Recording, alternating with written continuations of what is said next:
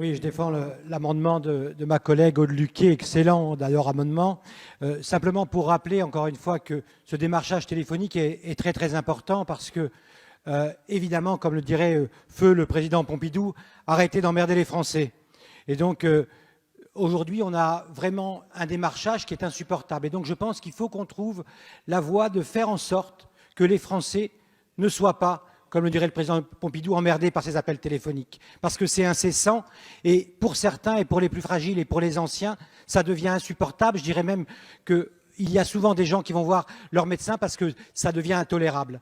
Et donc, on a également la méthode physique, et puis on a ces automates qui viennent, je dirais là, automatiser les appels, polluer, je dirais, les répondeurs et polluer nos concitoyens. Et donc cet amendement-là a pour but de pénaliser et de rendre l'amende beaucoup plus sévère pour les automates, comme ça l'est pour les personnes physiques. Et donc, cet bon amendement, c'est simplement de faire payer à ces entreprises qui embêtent les Français une amende bien plus forte. Donc, je pense que le bon sens, personne ne prendra la mouche d'accepter cet amendement.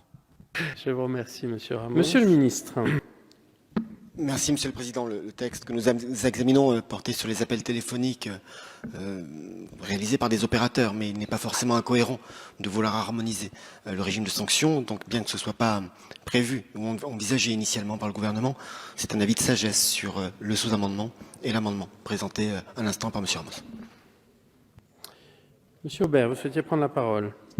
Oui, merci Monsieur le Président. Je suis heureux de voir que là, on fait un travail parlementaire.